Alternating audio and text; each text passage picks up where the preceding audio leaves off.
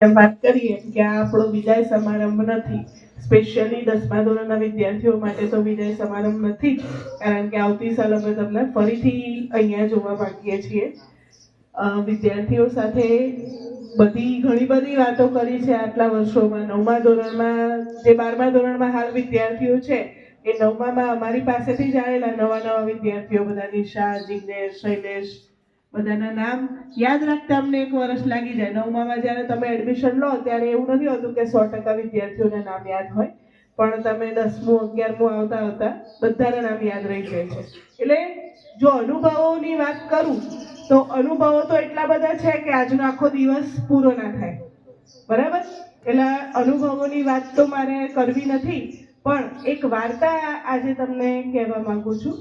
એ વાર્તાનું હાર્દ આપણે સમજીશું તો તમને જીવનમાં ખરેખર ઘણું ઉપયોગી થશે. એક સાપ હતો. સાપ હવે આપણને ખબર છે કે ઝેરીલો હોય. જોકે બધા સાપ ઝેરીલા હોતા નથી, પણ મોટે ભાગે સાપનું લક્ષણ એવું હોય કે સાપ ઝેરી હોય. એ સાપ જતો તો રસ્તામાં જતા એની મસ્તીમાં ચાલ્યો જતો હતો. રસ્તામાં જતા એને કરવત વાગી. કરવત ખબર પડે ને, સુથાર લોકો હશે એમને ખબર હશે, પેલી આમ કરવાની ઝિગઝેગ કાપા વાળી આવે કરવત, એનાથી લાકડું કપાય. એ કરવત પડેલી હતી અને એને વાગી એટલે સાપને તો ખબર ના હોય ને કે આ કરવત છે.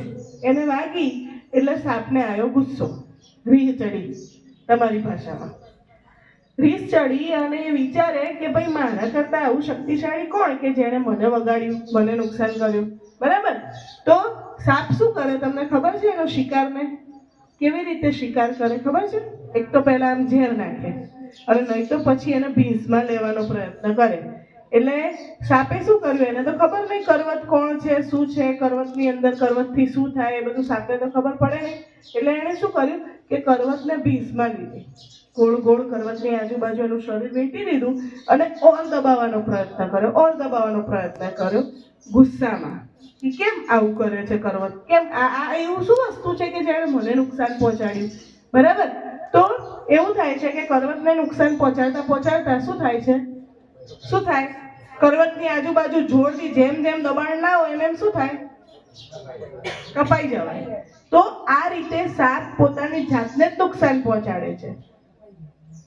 કરવતનું તો કઈ થતું નથી, કરવત તો લોખંડની બનેલી છે, નિર્જીવ વસ્તુ છે, એને કોઈ અસર થતી નથી. પણ એ સાપ જે છે પોતાની જાતને નુકસાન પહોંચાડે છે, બરાબર? અને પછી છેવટે એ સીધો એના રસ્તે ચાલ્યો જાય છે. તો આ વાત પરથી આપણે સમજવાનું છે કે જીવનની અંદર નિરાશાઓ, નિષ્ફળતાઓ, આ બધી વસ્તુઓ ડગલે ને પગલે આવશે.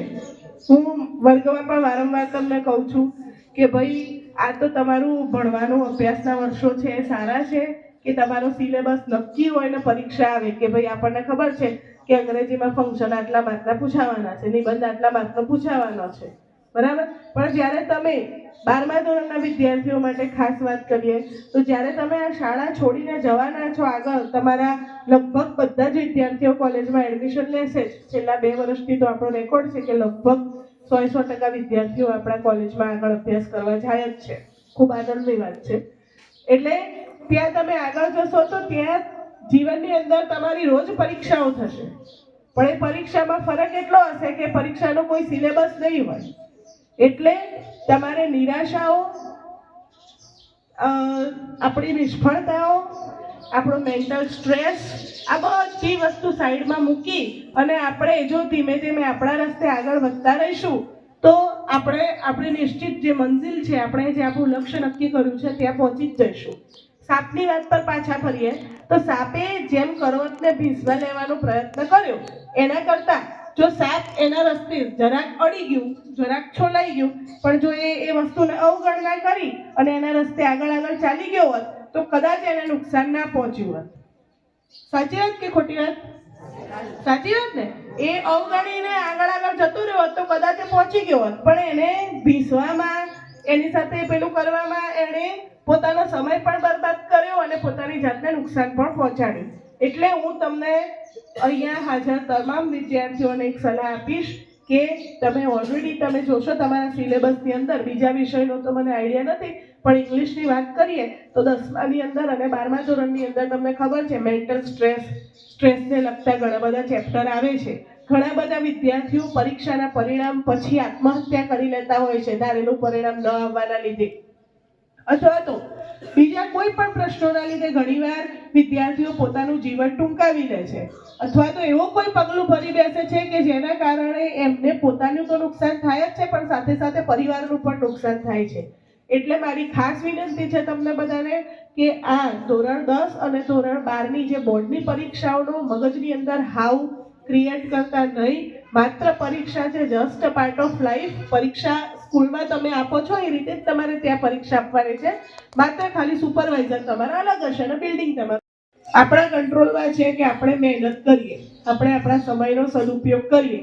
તો જે વસ્તુ આપણા કંટ્રોલમાં છે એ વસ્તુ આપણે ખૂબ મહેનત કરીને એને સમયનો વ્યય કર્યા વગર આગળ વધીશું તો આપણે જીવનમાં સફળતા મેળવીશું. પણ બાકી બધી નિરાશાઓને અથવા તો ધારેલું પરિણામ ન આવે અથવા તો ધારેલો પ્રશ્ન પેપરની અંદર ના પૂછાય તો ઘણીવાર વિદ્યાર્થીઓને જોયા છે કે ચાલુ પેપરે રડવા માંડે, ચાલુ પેપરે ટેન્શન કરવા માંડે કે અરે આ તો મેં કર્યું જ નથી, આ તો મને આવડતું જ નથી, એવું વિચારીને 10-15 મિનિટ એમાં વેસ્ટ કરી નાખે. એટલે મહેરબાની કરીને ચિંતા કર્યા વગર શાંતિથી પરીક્ષા આપજો. જે આવડે જેટલું આવડે આપણું બેસ્ટ આપીને આવવાનું, પરિણામ આપણે છોડી દેવાનું. મહાભારતમાં પણ કીધેલું છે કર્મણ્યેવાધિકારસ્ય મા ફલેષુ કદાચન. આપણા હાથમાં માત્ર કર્મ કરવું જ છે, ફળ આપવાની જવાબદારી પરમેશ્વર પરમાત્માની છે. આપણા દરેકના મહેનત પ્રમાણે, આપણા દરેકના કર્મો પ્રમાણે આપણને ફળ મળવાનું જ છે. અને કદાચ જો ધારેલું પરિણામ ન મળે, જો કદાચ આપણે જે ધારેલું છે એ ફળ આપણને ન મળે તો આપણે નાસીપાસ ના થઈએ, કારણ કે જો આપણો પ્લાન એ જે છે એ નિષ્ફળ જાય, અનસક્સેસફુલ જાય, તો આપણી પાસે પ્લાન બી, સી, ડી આગળ બધા રેડી જ હોવા જોઈએ. એટલે આ પરીક્ષા, બોર્ડની પરીક્ષા એ તમારા જીવનની અંતિમ પરીક્ષા નથી એ માની અને એકદમ પ્રફુલ્લિત મને એકદમ. અને બીજી વસ્તુ કે ગરમીના દિવસો છે, હજી જો કે એટલી બધી ગરમી નથી, પણ તબિયત સાચવજો, હરવા ફરવાનું, ખાવા પીવામાં બધામાં ધ્યાન રાખજો. એટલે આટલી પરીક્ષા આપણે સારી હેલ્થ સાથે આપી દઈએ, સ્વસ્થ રહીએ, નિરોગી રહીએ અને સારામાં સારું પરિણામ આપણે મેળવીએ એવી આપણે બધાએ ભેગા થઈ અને પ્રયત્ન ઓલરેડી કર્યો જ છે અને એ પ્રયત્નનું પરિણામ મેળવવાનો હવે સમય આવી ગયો છે. તમે જોઈ શકો છો, ખરેખર વાત કરીએ તો અમારા વિદ્યાર્થીઓ હિતેશભાઈ અને હરેશભાઈ પણ 10મા ધોરણમાં પહેલી વખત અમારી બેચમાં હતા.